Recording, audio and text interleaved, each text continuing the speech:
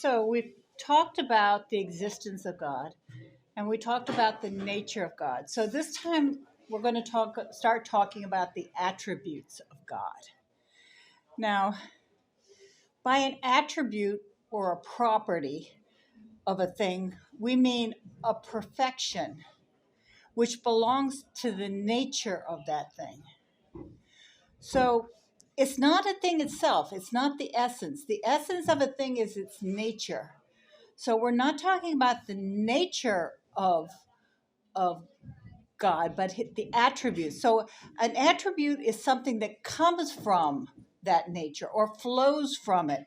It's it's um, it's something that pertains to it, belongs to it. In other words, a thing that is perfectly constituted in its essence inevitably manifests its attributes. Now, we looked at this a little bit last time when we talked about the nature of God. We said that you can tell God what God's nature is by the activity that that manifests. That we know something. We can't see God face to face. We can't know him that way. So we know him from what we see around us. And in other words, we know God from what is manifested from his nature. So, for example, man is a rational human animal. That's the way they define it. You're an animal that thinks. So, when a man is perfectly constituted in his operations, and he's not thwarted by immaturity, unconsciousness, mental defect, distraction, whatever, man can think. It's inevitable that man can think because that comes from his nature. He's a thinking being, so it manifests in his that he can think. So that's an attribute that follows necessarily from the fact that he is a thinking being. Attributes are distinctive of a thing and to which they belong. They indicate, as I said, they indicate a particular nature, but they're not part of that nature. So, for example, a fire burns. The nature of a fire is to burn. But the attributes, what attributes do you get when something burns? You get heat and light. But the heat and light are not the nature of the fire. They're attributes that come from the fire, from its nature of burning. Does that make sense to you? So it's something that comes from it, but is not part of it. It's totally separate from its nature. So God's nature is divinity, is perfection itself. So what comes from God? So attributes are perfections possessed by a thing precisely because it is that thing. Now, we looked at last time as part of the nature of God that God is simple. By that we mean he's spiritual. He's not composed of parts. So because God isn't composed of parts, he possesses, and because he is God, he's infinite, he possesses all perfections. And these perfections are distinct from himself. He possesses them, but they are distinct from him. They can't stand alone without him. God is one and indivisible in all his perfections because, again, he's not made up of parts. If he were made up of parts, then you could be able to say, all right, there's justice, there's wisdom. But no, all of those things exist in God, but they're not separate things in God. They're combined. Again, we're talking about the metaphysical things. It's very hard to wrap your mind around sometimes, but Philosophers don't have a problem with this, so I guess maybe we could try it. So God, God possess, God possesses all of these individual perfections, but again, they're not divided in him. And in his essence, God is everything that he has, God is. And so we said this last time, God does not have wisdom. God is wisdom. And that wisdom that he has is not, and God does not possess love. God is love. But the wisdom and the love are combined in him. You can't even separate them.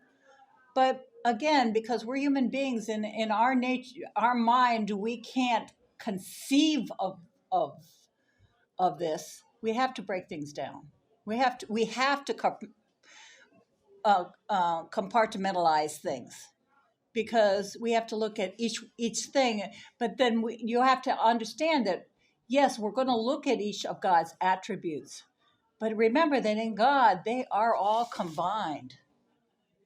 And the best way to think of this is, for example, Mount Everest is a huge mountain. There's no way that you or anybody can look at Mount Everest from all of its sides and take in the whole entirety of that mountain from one viewpoint. You can't see it from the top down. You can't see from the Chinese side, whether the Mongolian side, from the Indian side, or whatever the countries are around it. You can't see it. You have to go travel around it and look at it from all the different sides, all the different angles, but it's still just one mountain. And as I said last time, that's the way I often envision God, is like a jewel with so many facets. And in every moment you see a different facet of him. This is why eternity is never going to be boring. Because in eternity, in heaven, you will see all these different facets of God, and each moment something deeper, something more profound, something more enjoyable than the moment before. And this is going to go on forever, but it won't be boring. So I've had kids think, their explanation of heaven, they say, it sounds like it's going to be really boring. No, it's not going to be boring. Think of the best time you've ever had in the world. Maybe it was an amusement park or whatever, and just consider that going on forever. Never stopping and always having same enjoyment or better in the next moment. But anyway, so properly speaking, God has no attributes, because all of those things are part of him. They only exist because he exists. He sends them forth. There is no justice in the world, but that he doesn't send it forth, because he is justice. And the same with everything else. In him, they're limitless, because God is simple and infinite. And everything comes down in all of this metaphysical, philosophical thing, and everything comes back to the simple fact that God is infinite and God is necessary. And we prove that from day one with causality, that God didn't need to be caused. Everything needs him. He started everything, but he himself did not need a start. He's behind. So he is the only necessary thing there was ever existed in the world. Everything else was unnecessary, but he caused it. And therefore he has to be necessary, and he has to be infinite. And everything comes down to that. Almost any time you try to argue with somebody, it comes down to that fact that he is infinite and that he's necessary. That's the groundwork. That's the foundation of everything we believe about God, everything we know about God. So when we talk about the nature of his attributes, we're going to break it into three parts. The attributes that God has from his being, from what he is. the attributes of from his intellect and the attributes that we have pertaining to his will. But again, remember, they can't be separated because he's indivisible. He's not made up of parts. All of these things are combined in him, but we need to separate them because we can't wrap our minds around it otherwise. So, what are the things that attributes of God's being? Well, besides the ones we've already talked about, like necessity, infinity, unity, and simplicity, apart from those four that we've already talked about, we know that God possesses eternity, immensity, ubiquity, and immutability. So let's take a look at those. When we say that God is eternal, we say God always was and God always will be. That's what we mean when we say that God is eternal. God always was, he always will be. He always remains the same, but that gets into one of his other attributes. So, because God, again, is a necessary being, uncaused, and without beginning or end, God's existence does not extend through successive days or moments or years or centuries. There is no time. God is outside of that dimension. God exists outside of time. There is no past for God. There can't be a past. There is no future for God because, again, past and future mean that something changes. And that God does not change. So God is only in the now. We've said that so often. There is only the now, the unending now. There's no past, no future. God's eternity is a requirement of his necessity. That which is necessary is always necessary and always was necessary and always will be necessary. So he has to be eternal. And God's eternity excludes successive moments. Eternity is not counting off individual moments. Eternity means that there can be no past or future or succession because that means there's a loss and a gain. And there can be no loss or gain as far as God is concerned because that implies change. That in one moment you didn't have something and then the next moment you do. That you've lost yesterday. God can't lose yesterday. That you're looking forward to tomorrow. No, not as far as God's concerned. Remember, time is a dimension and God is outside of time. We live in that dimension, but God is not. He's beyond it, outside of it. He's outside of the dimension of space too, which is another one of his attributes we'll get to. So there is no gaining or losing of experience. God doesn't need experience. That which is infinite cannot have an increase or a decrease. It has to be always the same. No past, no future for God. So the second attribute indicates God's immensity when we say that God is not limited to space. Again, that's another dimension, and God is outside of it. He's outside of time and space. And when we talk about immensity with God, we don't mean size, that he's huge. We mean, because that's a bodily thing, and God doesn't have a body. He's spiritual. He's soul, pure spirit. When we talk about immensity, we mean he can't be measured. He's limitless in every way. He's limitless in time because he's eternal. He's infinite. He's limitless in perfections.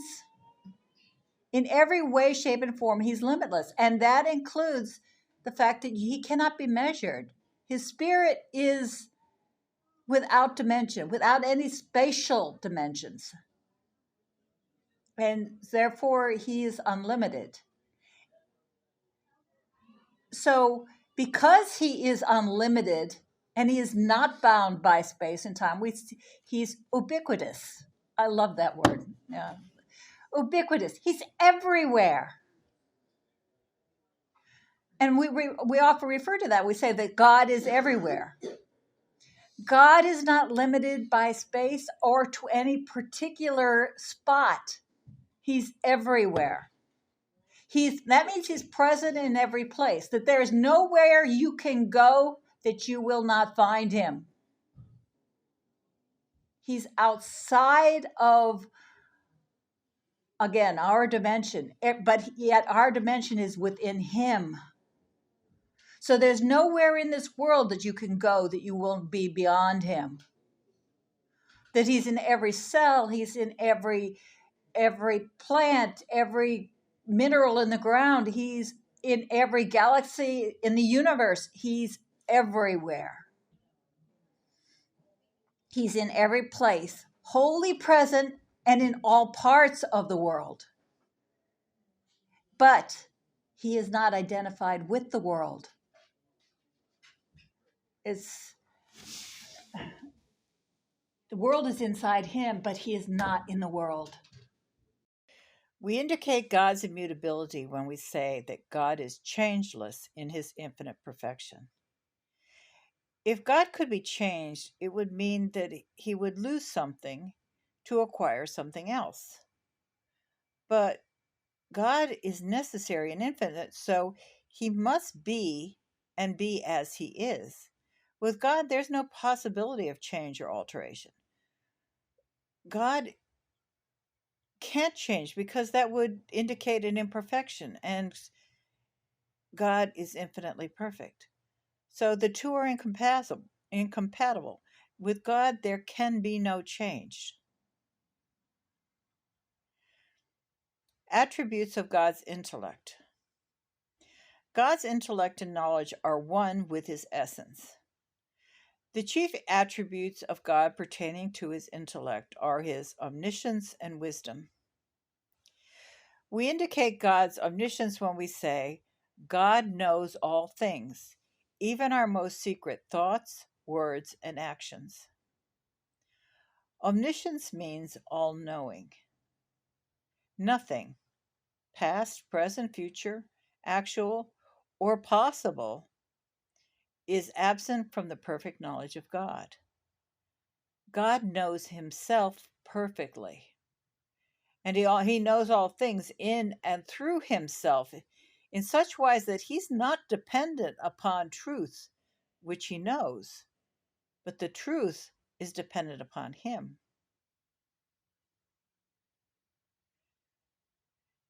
He is truth. He is living in the now. He knows all that is actual. Truth is what is actual, what is happening. Man does not have a great grasp of the truth. Man thinks he knows what is true, but man knows only what he perceives to be true. He often misses the real truth because he allows his perceptions, his emotions, his preconceived ideas, the influences of others around him to influence what he sees it as truth. Man does not know himself, but God knows himself. He knows himself perfectly, and he sees what is actually there. He sees truth as truth. He knows the truth. It's never hidden from him, as it's often hidden from us. If there could be anything actual or even possible hidden from God's knowledge, then God would not be infinite. He would be limited by the limitation of his knowledge. God's knowledge is a substantial actuality, which is one with his divine essence. But remember, does not only know what is actual, the truth, God knows the possible. And that plays an important part in his wisdom. We indicate God's wisdom when we say that God knows perfectly how best to accomplish what he wills to have done. Think about that. God knows perfectly how best to accomplish what he wills to have done. He's all wise. Wisdom in creatures, in man or angels, doesn't matter, is different from knowledge. In us, the two are separate. They're two totally separate attributes, but not in God. Knowledge for us can, may consist, and usually consists in just in mere information, while wisdom is rather the ability to take that information and use it to the best advantage. A man may know all the contents of all the books in libraries and still be unwise. How many people do you know like that? I know people who are extremely learned and yet are extremely naive or make the stupidest mistakes. While there are other men who may have very little knowledge but are very wise in their use of it. In God, knowledge and wisdom are one with each other. They're combined. And they're also combined with the divine essence. Hence, God is infinite wisdom. God knows all the possibilities. He also knows the plan as the divine is the designer. He has a goal and he knows how to reach it. He knows all that is and all the possible outcomes of anything that he might decide to change in that plan when he first sets it up. And he always chooses the best outcome to achieve what his goal is. We may look at it later as in our lives and wonder why God these things happen, but we're only looking at one small part of the design, not the whole plan. And God's plan involves millions and millions of creatures. And he knows the best possible outcome in every single case. That's why, and we say God's wisdom is infinite. Next time, we'll talk about God's attributes of will. And we'll also look at some of the arguments that others have against these attributes. And I'm sorry for the change in the video because my battery ran out toward the end here and I had to film this separately off of my laptop instead of in class. It might not be the same quality, might be better, I'm not sure. So I'm sorry.